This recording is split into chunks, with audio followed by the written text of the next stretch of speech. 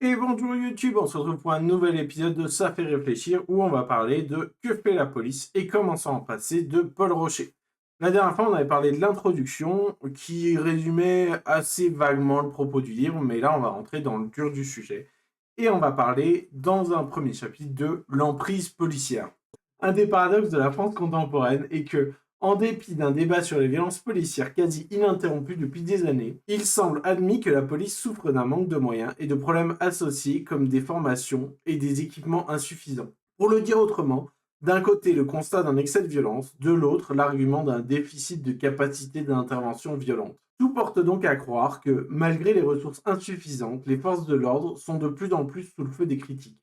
Des critiques injustes, car comment reprocher à quelqu'un de ne pas bien faire son travail si on ne lui en donne pas les moyens?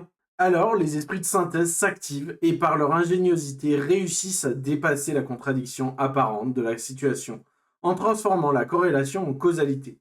C'est parce que les forces de l'ordre manquent de moyens que nous assistons à la hausse des violences policières. Donc grosso modo, ce qu'il nous dit, c'est qu'il y a une première approche dans le réformisme qui est de dire que, en fait, comme on a une contradiction entre la violence policière et le soi-disant manque de moyens, et le meilleur moyen pour dépasser cette contradiction, c'est de ne pas considérer ça comme une corrélation, mais comme une cause à effet. Mais si on interprète les choses de cette manière, il y a deux déductions qui peuvent s'offrir à nous. La première, ce serait de dire, et je cite, l'institution policière dispose d'une capacité auto-purifiante intrinsèque empêchée par le manque de moyens. En d'autres termes, la police, c'est des gens qui vont très bien faire leur travail. De même, les violences policières sont des anomalies qui sont causées par un manque de moyens. Et la deuxième interprétation, ce serait de dire, alors oui, d'accord, il y a des violences policières, mais le vrai problème, c'est pas la violence policière, mais le malaise policier. En gros, d'admettre que le cœur du sujet, quand on est réformisme, c'est pas de se poser la question de la violence que fait la police, mais plutôt la violence que subirait la police et la difficulté que c'est d'être policier. Et en fait, dans ces deux options, on en revient à une même conclusion, c'est que l'institution policière, c'est la solution au problème qu'on cherche à régler. Et que, en réalité, l'entrave qui l'empêche de mener à bien ses missions et qui la fait être violente ou pas, c'est un manque de moyens. On entendra que cette conclusion, elle est un peu légère. Mais ça va plus loin que ça, puisqu'en réalité, ce fameux manque de moyens, si on s'y intéresse, on va se rendre compte qu'il n'y en a pas tant que ça. Puisqu'en fait, ce manque de moyens, il n'a jamais été prouvé. C'est un manque de moyens qui est justifié par des ressentis, des anecdotes personnelles, ou des statistiques mais partielles, et que ça nous permet pas de dire qu'effectivement il y a un manque de moyens avéré, et ça nous permet de dire que peut-être il y a quelque chose à rechercher sur ce sujet-là, mais qu'est-ce qui se passe si on s'y intéresse sérieusement? Notamment, c'est plutôt admis dans le débat public que, à l'heure actuelle, le problème de financement de la police, c'est le même que la paupérisation globale des services publics. On entend souvent parler du fait que les services publics sont moins financés, et c'est aussi pareil pour la police. En réalité, c'est pas tout à fait vrai. Et ça, on va l'aborder dans une première sous-partie qui s'appelle le gonflement de l'appareil. Alors, ce gonflement de l'appareil, c'est en réalité l'idée de dire que l'appareil policier est de plus en plus gros. Et donc, pour ça, on va s'appuyer sur un graphique. Et ce graphique, il va représenter l'indice des dépenses de l'État entre 1995 et 2019, avec pour indice l'année 1995. Alors, qu'est-ce que ça veut dire? Ça veut dire que quand on est à 1, ça veut dire qu'on dépense exactement autant que 1995. Quand on est à 1,2, on dépense 1,2 fois la somme qu'on dépensait en 1995.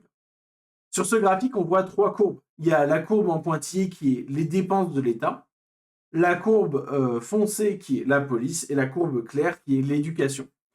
Et quand on y regarde de plus près, on se rend compte que cette courbe pointillée, elle se trouve entre les deux autres. Que la courbe foncée monte et la courbe claire descend par rapport à la courbe en pointillé.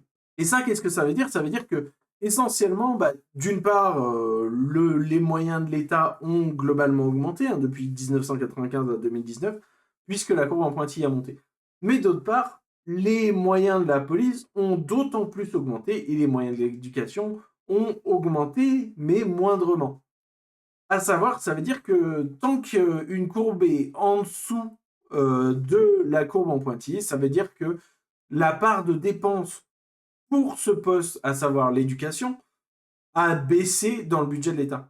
À l'inverse, la part de dépenses pour la police dans le budget de l'État, elle a augmenté. La hausse continue des moyens alloués aux services de police se traduit nécessairement par un renforcement de ses capacités d'intervention. Donc à savoir, ce que ça veut dire, c'est que vu qu'on a augmenté la part de dépenses de l'État pour la police, on a augmenté les capacités d'intervention de la police. D'une part, on s'est intéressé jusque-là au budget de la police, mais peut-être qu'on peut prendre le problème sous un autre angle et se dire, ok, posons-nous la question des effectifs. Puisque, en réalité, c'est aussi un chiffre qui a été en augmentation. Il est relativement stable depuis les années 2000, mais si on regarde dans les années 90, on observe une hausse d'environ 30% des effectifs policiers en France. Donc globalement, ici aussi, on s'appuie sur ce graphique qui est des années 95 jusqu'aux années 2019-2020. Donc si on se dit 30%, ok, c'est beaucoup, mais c'est pas très clair. Il nous dit, pour le lecteur peu à l'aise avec les chiffres, une comparaison historique sera plus tangible. Par rapport à sa population, la France dispose aujourd'hui de plus de policiers qu'un État autoritaire comme la République démocratique d'Allemagne, RDA, en 1962. Et donc, on s'est posé la question des moyens, on s'est posé la question des effectifs, et lui, il dit, posons-nous maintenant la question des heures travaillées par la police. C'est un sujet puisqu'apparemment, en 2017, on apprenait que 22 millions d'heures supplémentaires n'avaient pas été payées aux policiers. C'est un chiffre qui avait fait plutôt scandale, et on s'est dit, mais c'est abusé, pas payer les policiers pendant aussi longtemps, c'est un peu énervé. Mais en réalité, quand on regarde réellement ce qui se passe, ce chiffre, il se rapporte aux heures non payées, mais depuis 2001, donc de 2001 à 2017, à savoir 16 ans. Alors ici aussi, on sort nos petites calculettes d'économistes et on se dit, d'accord, en 16 ans, à environ 146 200 policiers en moyenne sur cette période, on arrive à un calcul de 9 heures par an. Donc 9 heures par an, ça veut dire que tous les ans, les policiers travaillent 9 heures sans être payés. Dès lors, la réaction du gouvernement ne manque pas non plus d'interroger. Le ministre de l'Intérieur d'alors, Christophe Castaner, s'est empressé de rassurer les policiers en annonçant prendre en charge le dossier. Lorsque quelques mois plus tard, une étude a montré qu'en France, les salariés réalisent en moyenne près de 5 heures de travail supplémentaire non payé par semaine, aucun ministre ne s'est senti concerné. Le décalage saute aux yeux. Le salarié moyen atteint les 9 heures supplémentaires annuelles non payées du policier en 2 semaines. Mais le débat porte sur le malaise policier, qui expliquerait les violences policières. C'est d'ailleurs d'autant plus surprenant que, comme l'a indiqué la Cour des comptes en 2013, les polices sont en moyenne mieux rémunérés que les autres fonctionnaires de la même catégorie. Et donc, grosso modo, ces policiers qui sont horriblement maltraités et dont on ne paye pas les heures supplémentaires, on se rend compte qu'en fait, en un an, ils font moins d'heures supplémentaires non payées qu'un salarié moyen en 2 semaines. Mais ça n'empêche qu'on va le prendre des deux sens, ce chiffre. Déjà, mettre en avant à quel point il y a un peu du foutage de gueule à mettre ça en avant à ce point-là, comme si les policiers étaient vraiment non reconnus pour leur travail, alors que globalement, ils sont très bien reconnus pour leur travail relativement à le reste des personnes qui travaillent en France. Mais en plus de ça, ce qu'il nous dit, c'est que alors s'il y a des heures supplémentaires non payées, c'est que déjà il y a des heures supplémentaires.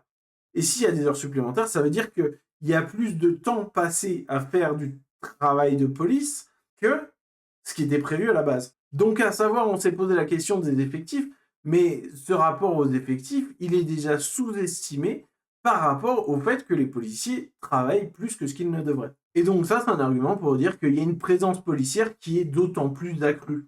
Par contre, ce qui est vrai, c'est que l'effectif de police dans les forces spécialisées, lui, diminue. Mais en réalité, si on s'intéresse de près aux chiffres, on se rend compte que cette diminution, elle est plus ou moins de 2000 policiers spécialisés. C'est un changement qui n'est pas très décisif face aux ordres de grandeur des mobilisations des forces de l'ordre. Notamment, si on regarde, par exemple, le 8 décembre, pendant les manifs des Gilets jaunes, il y avait entre 66 et 89 000 policiers mobilisés. Donc, le changement de plus ou moins 2000 policiers spécialisés sur le terrain, c'est pas vraiment ça qui va changer les choses. Mais quand même, on va prendre le sujet au sérieux et se poser la question, est-ce que les forces de l'ordre spécialisées sont moins violentes envers les manifestants, par exemple? Alors, les forces de l'ordre spécialisées, à savoir la BAC, la Bravem et la gendarmerie mobile, on se pose très honnêtement la question, sont-ils moins violents que les policiers non spécialisés? Si vous avez déjà fait une manif, vous savez que, en fait, non, pas du tout, même au contraire. Mais bon, on est sur un travail d'économiste et on va faire les choses sérieusement et on va se poser cette question. Ce qui l'intéresse, lui, pour savoir le niveau de violence, c'est le nombre de tirs de LBD notamment. Il va s'intéresser à l'utilisation des armes non létales.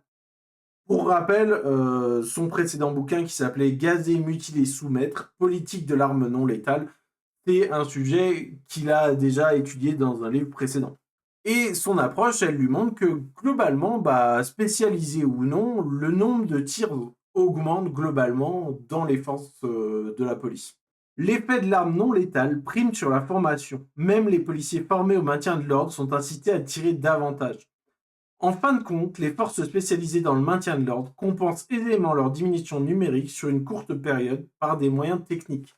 Donc, grosso modo, qu'est-ce que ça raconte? C'est que, en fait, la violence des policiers, elle est très fortement corrélée à leur accès et à leur utilisation des armes non létales. Les armes non létales, c'est le LBD, c'est les lacrymogènes, c'est les grenades de désencerclement.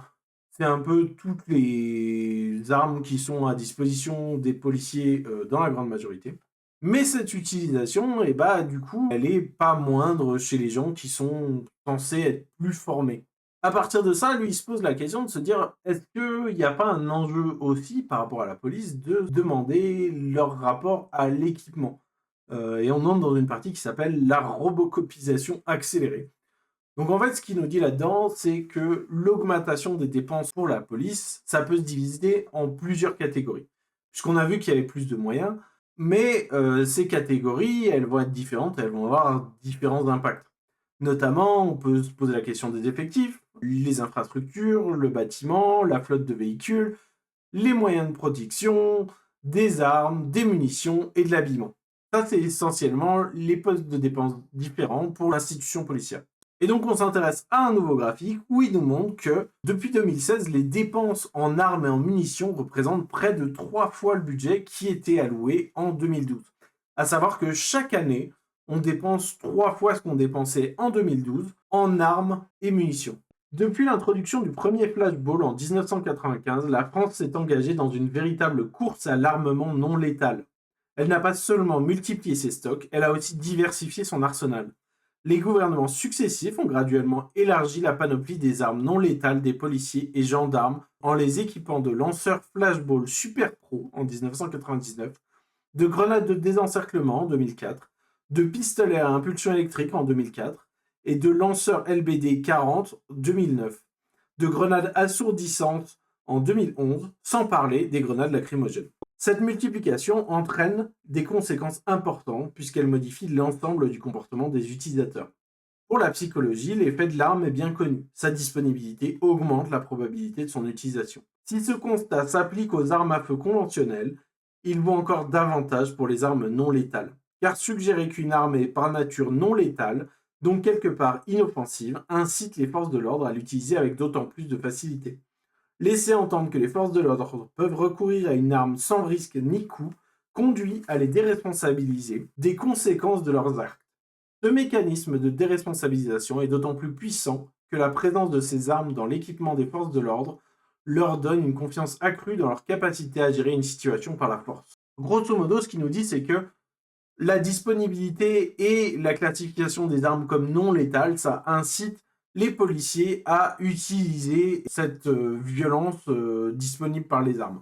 À savoir que cette utilisation massive des armes dites non létales n'est pas particulièrement soutenue par la population. À savoir qu'en 2019, 54% des Français sont contre l'usage des balles en caoutchouc.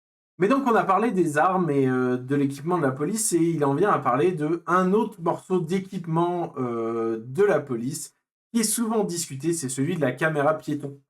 La caméra piéton, ça a été l'argument avancé par le ministère de l'Intérieur pour dire non, on ne mettra pas en place le récépissé de contrôle d'identité. Cette idée de récépissé de contrôle d'identité, c'était pour éviter les contrôles abusifs. Mais donc, on a préféré à la place dire non, mais on va mettre la caméra piéton. La promesse de cet outil technologique est double. D'une part, il permettrait d'établir plus facilement la vérité des faits devant un tribunal. D'autre part, il aura un effet dissuasif sur le comportement abusif de la police. Or, cette promesse risque d'être trahie. Une étude récente d'une psychologue de l'université de Yale indique que les enregistrements des caméras portés par des policiers n'offrent pas de preuves objectives de violence policière et ne contribuent donc pas à assurer davantage de transparence. Aussi surprenant que cela puisse paraître, l'interprétation d'images de violences policières est biaisée par l'appréciation de la police qu'ont ceux qui les visionnent. Une personne convaincue de la justesse de l'activité policière ne verra jamais de violence. L'étude signale même que la vidéo renforce les idées préconçues des spectateurs. Cela peut entraîner un effet pervers. Au lieu de faciliter la sanction d'un policier violent devant un tribunal, les images jouent donc en sa faveur. Pour comprendre cela de manière très concrète et détaillée, le lecteur pourra consulter l'analyse de la chercheuse Jackie Wang du procès de l'agent de police américain ayant tué l'homme noir Philando Castille. Elle conclut que cette affaire prouve le caractère fallacieux de l'argument selon lequel le port de caméras des policiers pourrait venir à bout du profilage anti-noir. Non seulement cette solution a pour effet d'étendre la société de surveillance, mais elle risque fort de produire des images qui seront utilisées contre les victimes des violences policières plutôt que contre les policiers. Donc dans les grandes lignes, ce que ça dit, c'est que vous soyez critique ou 100% derrière la police, eh bien ça va faire que vous renforcer dans votre point de vue de voir des vidéos de violences policières filmées par une caméra piétonne. Et globalement, cette idée d'avoir des caméras posées sur les policiers, ça va pas permettre de les condamner plus facilement quand ils dérapent, mais ça risque même au contraire d'aggraver leur impunité. À ça, il faut évidemment rajouter d'autres faits que, en fait, les policiers peuvent manipuler la caméra, l'allumer, l'éteindre, ajuster l'angle, obscurer une partie de la caméra, etc. Et en dehors même de ces manipulations, la perspective de la caméra, c'est celle du policier. Et la personne filmée, c'est pas le policier. Globalement, on s'identifiait plus au policier puisque les choses sont filmées de son point de vue. Et par ailleurs, on se rend aussi compte que la caméra n'a pas d'effet dissuasif sur le comportement du policier. Donc en réalité, ce que la caméra était censée apporter pour protéger les citoyens et citoyennes des violences policières n'apporte rien du tout et ne fait que renforcer l'impunité policière. L'équipement de police avec du matériel audiovisuel est donc largement impuissant contre les violences et peut même renforcer l'impunité dont bénéficient leurs auteurs. Au moment de passer la commande des 30 000 nouvelles caméras, le ministère de l'Intérieur a en réalité été parfaitement clair sur ses intentions. L'objectif n'était pas d'enregistrer les interventions des forces de l'ordre dans le but de faire la transparence sur les violences policières, ni d'améliorer les relations entre la police et la population. De l'aveu même du directeur général de la police nationale, la caméra ne permet notamment pas de vérifier si une personne fait l'objet de contrôles répétés et son enregistrement étant en pratique déclenché une fois la décision du contrôle prise. Il rend plus difficile le contrôle de son fondement. L'objectif était de donner les mêmes arbres aux forces de l'ordre, qui en réaction à la récurrence de violences policières sont aujourd'hui régulièrement filmées par les civils. Il s'agissait ainsi d'armer la police contre la population pour lui réassurer le monopole du récit sur ses interventions et accessoirement de faciliter la captation d'images alimentant un système de reconnaissance faciale. Et donc de là, on va faire la transition et parler de la tentation technopolicière. L'utilisation de la technopolice et de la police prédictive, ça a deux enjeux principaux. Et le premier, c'est la récolte de données, et le deuxième, c'est l'interprétation de ces données pour pouvoir anticiper. En utilisant des données sur la criminalité recueillies par des policiers afin de déterminer dans quel secteur faire des patrouilles, on envoie simplement les policiers dans les quartiers pauvres où ils avaient l'habitude d'aller lorsqu'ils étaient guidés par leurs intuitions et leurs préjugés. Grosso modo, ce qui nous explique, c'est que, en fait, quand on va recueillir des données, on va la recueillir là où les policiers sont, parce que c'est eux qui recueillent les données. Et comme les policiers vont de base dans les quartiers pauvres, et c'est là qu'ils recueillent des données. Et surprise, on recueille plus de données dans les quartiers pauvres, parce que c'est là que vont les policiers. Ce qui fait qu'il va y avoir un processus d'auto-justification de présence de la police dans ces milieux-là. Puisque, on va dire que on va là-bas, puisque c'est là-bas qu'on voit le plus de crimes, et on voit le plus de crimes parce que c'est là-bas qu'on va.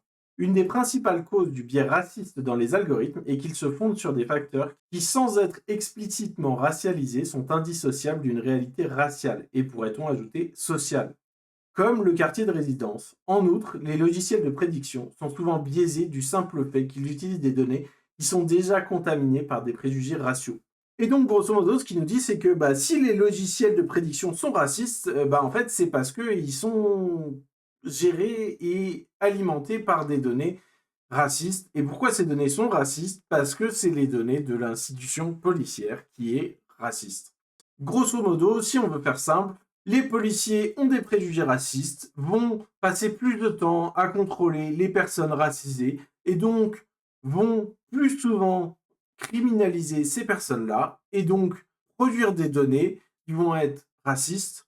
Les algorithmes, eux, vont justifier l'action raciste de la police. Un autre effet de l'utilisation des algorithmes prédictifs, c'est qu'on va découper la ville en zones et on va dire que telle ou telle zone est plus ou moins dangereuse, criminelle, ou peu importe comment on a envie de le décrire.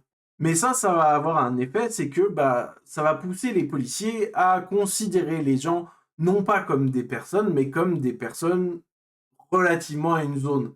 Et donc on va criminaliser les personnes simplement pour leur présence dans une zone, puisque c'est une zone considérée comme remplie de criminels. Et cette interprétation, elle va évidemment elle-même nourrir aussi ce problème de collecte des données. Et pour conclure sur cette technopolis, il nous dit « Ce qui est parfaitement clair en revanche, c'est que la technopolis est considérée par l'État comme un outil de politique industrielle. Comme l'expliquent les responsables de La République En Marche, il s'agit d'expérimenter une surveillance accrue en France pour que nos industries progressent et se positionnent par rapport aux Américains et aux Chinois. La promesse d'un nouveau marché particulièrement juteux prime visiblement sur les droits fondamentaux, d'autant plus que l'État prévoit un déploiement à grande échelle de l'autoritarisme technopolicier. Le livre blanc de la sécurité intérieure, paru fin 2020, en donne un aperçu net. Intelligence artificielle, développement de l'identification biométrique à distance par reconnaissance faciale, vocale et olfactive, agents connectés disposant de casques ou lunettes de réalité augmentée. Autant de données destinées à être croisées pour orienter les comportements et prévoir certains actes futurs. Le policier connecté et augmenté serait alors un agrégateur de données dont il perd la maîtrise au profit de calculs biaisés, amenés à déterminer de plus en plus le déclenchement de ces interventions, tout en gardant la main sur le déroulement de ces dernières. Il ne s'agit pas simplement de vœux pieux technophiles pour réaliser cette nouvelle technologie capacitaire. Les fonds publics alloués à la mission sécurité sont censés atteindre 1% du PIB à l'horizon de 2030. Une trajectoire qui signifie augmenter le budget policier d'environ 30% en 10 ans. La cible de cette politique est par ailleurs bien identifiée. Alors que les services de renseignement ont vu leur effectif augmenter de 30% depuis 2015, notamment pour développer leurs capacités technologiques, la part de leur activité consacrée à la surveillance des mouvements sociaux a crû très rapidement ces dernières années. Et de là, on a parlé de pas mal de choses sur la police déjà, mais on va en parler maintenant de l'emprise de la police et ce qu'il appelle l'emprise municipale. Depuis les années 90, la police municipale, ça fait partie des bons policiers. Ça fait partie des policiers qui sont pas trop violents, qui sont plutôt sympas et qui discutent, etc., qui font des tâches administratives. Voilà quoi, c'est l'image de la bonne police, un peu comme ce qu'on essaye de nous vendre avec la police de proximité. Mais en réalité, ce qui se passe, c'est que cette gentille police, en fait, son rôle, c'est de faire les tâches qui sont incombées à la police nationale, mais qui les intéressent moins, qui ne sont pas tapées sur des gens concrètement. Et grosso modo, ça vise à soulager les polices nationales des tâches secondaires. Grosso modo, si on veut faire simple, c'est les gens qui vont faire du gratte-papier pour permettre que d'autres gens aient plus facilement la main sur leur tonfa. Mais au-delà de ça, ça n'empêche pas que les policiers municipaux, on les voit aussi de plus en plus participer à la gestion des manifestations. Et bon, ça se passe comme ça se passe, vous le savez bien. Et donc, si on se pose la question du rôle de la police municipale ou même de la police de proximité, c'est qu'en fait, son rôle, il est de donner plus de temps et de pouvoir d'action à la police nationale, à la police purement répressive et violente. On vient de parler de l'emprise municipale, mais il y a aussi une autre emprise qui est l'emprise privée. En 2022, lui, il nous dit c'est que les entreprises de sécurité privée comptent environ 170 000 agents. Et globalement, le constat, il est un peu le même que pour la police municipale. Cette police privée, c'est-à-dire que les gens qui sont vigiles dans des magasins ou autres, c'est des gens qui vont remplir un rôle qui va permettre à la police nationale de ne pas avoir à s'occuper de ces tâches-là.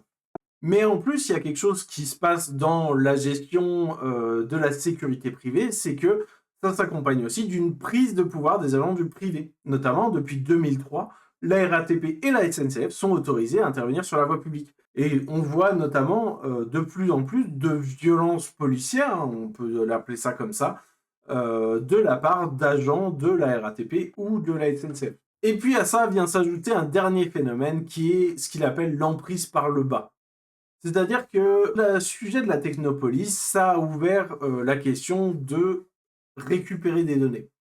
Mais il faut bien reconnaître que récupérer des données, le meilleur moyen de le faire, c'est de récupérer des données via des humains. Et pour ça, la police, elle a encore pas assez d'effectifs. Donc ce qu'elle se dit, c'est qu'elle va pousser les citoyens à la délation. Et ça, on sait faire en France. L'idée de la surveillance mutuelle est moins de réagir plus efficacement à des actes déjà commis que d'anticiper des passages à l'acte éventuels. C'est dans cette optique que la plateforme Pharos a été mise en place en 2009. Cette dernière permet de dénoncer auprès de l'Office central de lutte contre la criminalité liée aux technologies de l'information et de la communication des sites et contenus violant la loi. Même si les signalements sur Pharos sont sensibles à la conjoncture, il semble que le nombre de saisines est en augmentation. D'environ 52 000 signalements en 2009, le chiffre est passé à près de 230 000 10 ans plus tard. Bien que la qualité de contenu de ces signalements soit très hétérogène, la police nationale encourage activement cette pratique. Des slogans comme « Pour signaler des contenus ou des comportements illicites, ayez le réflexe Pharos » ou encore « En signalant un comportement dangereux, vous pouvez éviter qu'un criminel soit commis » résonne désormais en France. En même temps, le gouvernement canalise les dénonciations en fournissant des guides mettant en exergue des facteurs de risque et autres signes d'alerte. Fondamentalement, il s'agit de faire correspondre la surveillance citoyenne aux caractéristiques de l'antiterrorisme contemporain.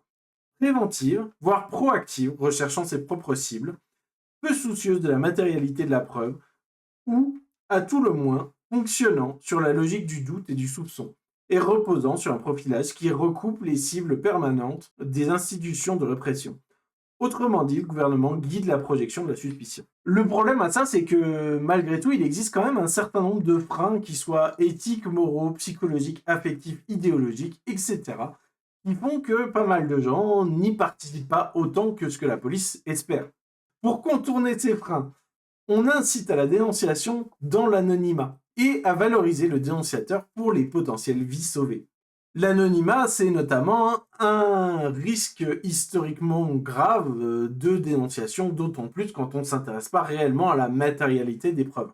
D'une part, on incite à la délation, mais d'autre part, on stigmatise aussi celles et ceux qui ne veulent pas suffisamment y participer. Notamment quand on se pose la question de certains lieux qui sont particulièrement incités à collaborer avec la police sur ce sujet, c'est notamment les universités et les écoles. Puisque en général, on va attendre des écoles et des universités de collaborer avec les préfets et de remonter des signalements. Mais si on commence à faire ça, on se pose évidemment une question de comment on traite les écoles qui ne remontent pas beaucoup de signalements, c'est bizarre. L'expérience américaine de la présence policière dans les établissements d'enseignement invite d'ailleurs à la plus grande prudence.